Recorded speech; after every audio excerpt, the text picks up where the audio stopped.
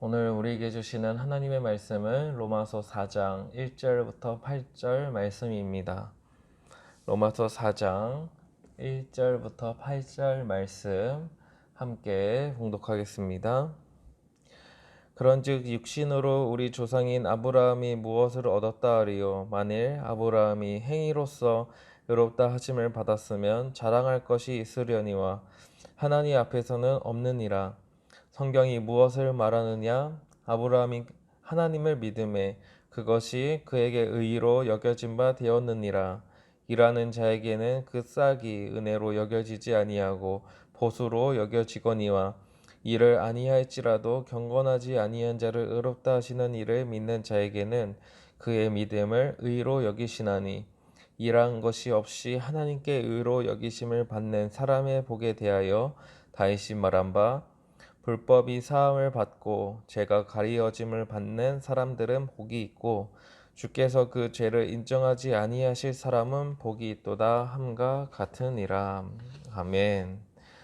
오늘도 하나님의 은혜와 평강이 새벽에 이 말씀을 통해 은혜를 받는 모든 성도님들에게 함께 하시길 기도드립니다.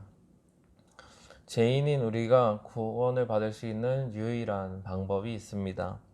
그것은 하나님의 은혜입니다. 예수 그리스도가 화목 제물이 되셔서 우리의 죄가 용서받게 되고 우리를 옳다고 여겨주십니다. 즉 율법의 행위로는 그 누구도 의로울 수 없지만 예수 그리스도를 믿는 그 믿음으로 의롭다고 여겨주십니다.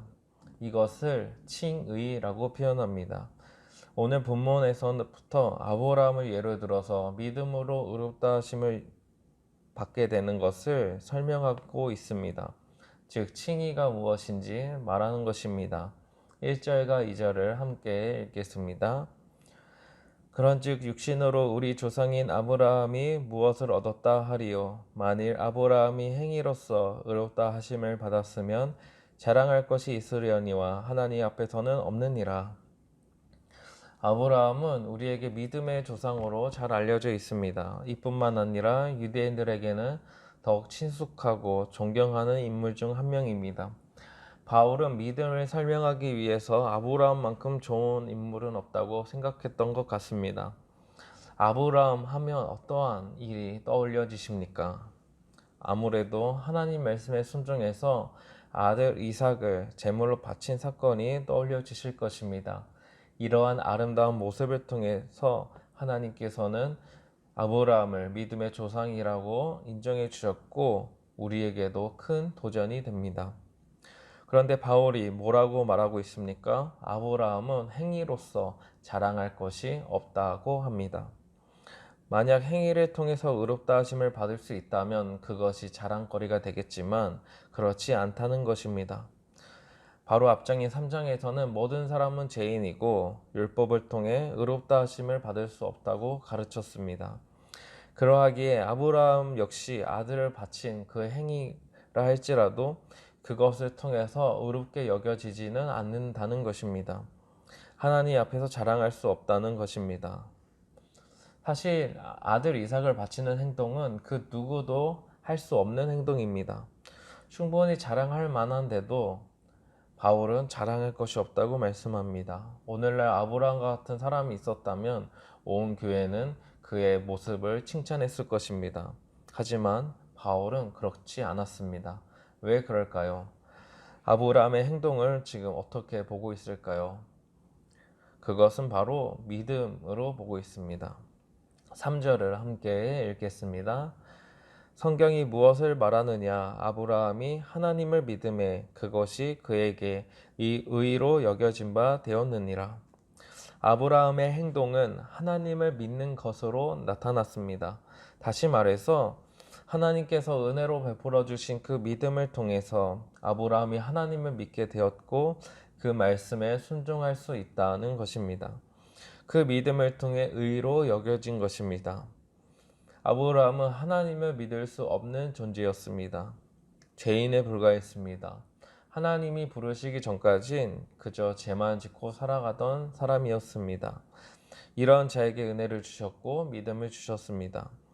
그 믿음으로 집을 떠나 나왔고 수많은 넘어짐이 있었지만 하나님께서는 다시금 그를 이끌어 주셨고 아브라함은 끝내 아들 이삭을 하나님께 드릴 수 있는 믿음을 보였던 것입니다. 이렇게 아브라함이 순종할 수 있었던 이유는 무엇입니까? 아브라함이 가지고 있었던 착한 마음 때문일까요? 아니면 성실한 모습일 때문일까요? 그가 가지고 있었던 특별한 자질이나 성품 때문이었을까요? 아닙니다. 아브라함이 이러한 모습을 보일 수 있었던 이유는 하나님께서 아브라함을 포기하지 않으셨기 때문입니다. 다시 말해서 하나님께서 아브라함에게 풍성하게 은혜를 베풀어 주셨다는 것입니다.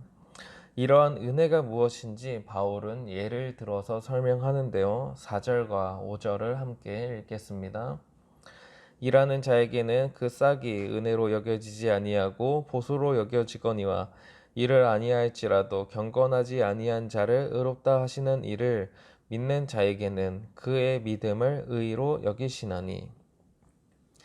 일을 하면 우리는 보통 월급을 받게 됩니다. 그 싹은 은혜가 아니고 보수입니다. 일을 했기에 받은 것입니다. 그러니 그 일을 대가로 여겨주는 것입니다. 그 일이 가치가 있다고 생각한 것입니다. 그러니 그에 알맞은 보수를 주는 것이 오늘날에도 일반적인 모습입니다. 그런데 5절에서는 일을 하지 않아도, 즉 일을 할 수 없는 존재, 하나님 앞에서는 의인일 수 없고 경건할 수 없는 죄인을 보시고도 의롭다고 하시는 것이 바로 은혜라는 것입니다. 일을 하지 않아도 그 사람에게 일한 것의 가치를 인정해 주는 것입니다. 로마서 3장에서는 죄인은 가치가 없고 살아갈 의미가 없는 존재임을 밝힙니다.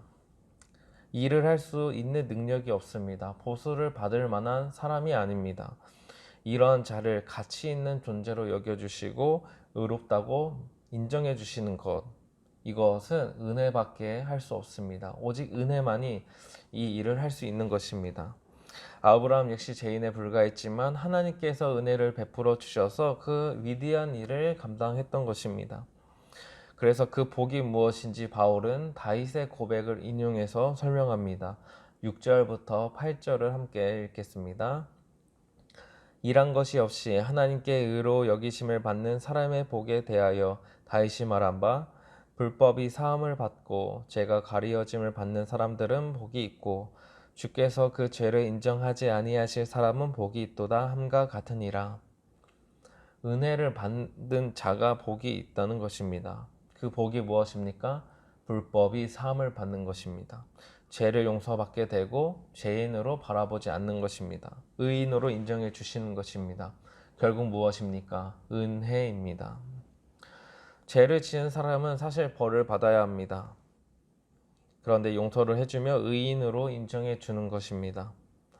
착한 행동을 하거나 그러면 아니면 죄에 대한 벌을 받아야 우리는 죄에서 면제를 시켜줍니다. 용서를 해줍니다. 하지만 죄인은 선한 능력을 행할 능력이 없습니다. 이것이 우리의 모습입니다. 멸망을 받을 수 없는 자들입니다. 그런데 이러한 자들을 보시고 불쌍히 여겨주시고 공유를 베풀어 주셨습니다. 왜 그러셨을까요? 단순히 불쌍히 여겨주시고 그친 것이 아닙니다. 그래, 불쌍하다 이렇게 생각하고 그만하신 것이 아닙니다. 불쌍히 여기시고 예수 그리스도를 이 땅에 보내셔서 우리 대신에 죄의 벌을 받게 하셨습니다. 십자가에서 생명을 내어주셨습니다. 이를 통해서 우리가 죄인임에도 의롭다 여김을 받게 되는 것입니다. 하나님은 우리를 위해서 예수 그리스도를 희생하시면서까지 죄인인 우리를 의롭다고 여기시는 것을 바라셨습니다. 왜 그렇게 원하셨을까요? 그 이유는 우리를 그토록 사랑하셨기 때문입니다. 아브라함도 끝까지 사랑하셨습니다. 아브라함에게도 많은 실패와 많은 죄를 우리는 잘 알고 있습니다. 그럼에도 믿음의 조상이라는 칭찬을 받을 수 있었던 이유도 하나님께서는 아브라함을 포기하지 않으셨습니다. 하나님의 사랑을 바탕으로 그리스도를 이 땅에 보내시고 예수 그리스도를 통해서 우리에게는 믿음이라는 귀한 선물을 주셨습니다. 그 믿음으로 말미암아 죄인인 우리를 의롭다고 여겨 주시는 것입니다. 우리가 믿음을 얻기 위해서 한 일이 무엇입니까? 아무것도 없습니다. 아무것도 할 수 없었던 우리를 사랑하시는 그 하나님의 은혜는 정말 크고 놀라운 것입니다. 사랑하는 성도 여러분, 우리가 자랑해야 할 것이 무엇입니까? 하나님의 은혜입니다. 우리가 아무리 신앙생활을 잘한다 한들, 성경을 100번을 읽고 기도를 수없이 한다 한들 하나님 앞에서 자랑할 것이 없습니다. 행위로는 빵점입니다. 빵점. 하지만 하나님께서 우리를 사랑하셔서 믿음을 은혜로 주셨습니다. 그리고 어렵다고 여겨주셨습니다. 그때부터 우리의 삶에는 의미가 있게 되고 우리가 살아가는 모든 시간은 가치가 있게 됩니다. 그러하기에 우리는 오늘도 살아갈 소망이 있고 우리는 오늘도 행복을 누릴 수 있는 것입니다. 복된 삶을 살아갈 수 있습니다. 우리는 하나님의 사랑받는 자녀입니다. 우리는 복을 받은 사람들입니다. 때로는 죄로 인해서 넘어지고 쓰러질 수도 있고 여러 가지 어려움으로 인해서 낭망하고 좌절할 수 있습니다. 하지만 우리를 다시 일으키시는 하나님을 바라보셔야 합니다. 우리를 끝까지 사랑하시는 그 하나님의 말씀을 믿고 의지하셔야 합니다. 아브라함이 믿음의 조상으로 살 수 있었던 이유도 끝까지 하나님을 믿고 바라보았던 것입니다. 우리도 그 은혜가 우리에게도 함께 있기를 소망합니다. 또한 그 은혜를 날마다 구하시는 저와 우리 성도님들 되시길 기도드립니다. 함께 기도하시겠습니다. 하나님 아버지, 죄인을 사랑하시고 의롭다고 여겨주신 그 은혜가 놀랍습니다. 우리의 교만은 우리의 신앙생활을 자랑하고 우리의 착한 행실을 드러내고자 합니다. 하지만 이 모든 것이 하나님 앞에서는 아무것도 아니고 결국 우리가 하나님의 은혜로 감당할 수 있었던 일임을 고백합니다. 아브라함의 행위도 역시 주님이 주신 믿음을 가지고 행했던 것처럼 우리도 우리가 살아온 모든 신앙생활 역시 하나님의 은혜로 행해왔음을 고백합니다. 우리가 그 믿음을 가지고 끝까지 살아갈 수 있도록 인도하시고 우리를 끝까지 사랑하시는 하나님을 바라보게 하여 주시옵소서. 세상의 여러 문제는 우리를 넘어뜨리고 또 죄하고 인하여 우리는 또 좌절할 때가 있습니다. 그럼에도 불구하고 우리를 의롭다고 여겨주시는 그 하나님의 사랑을 힘입어 다시금 일으켜 주시고 다시금 하나님을 바라볼 수 있는 은혜를 더하여 주시옵소서. 예수님의 이름으로 기도드립니다. 아멘.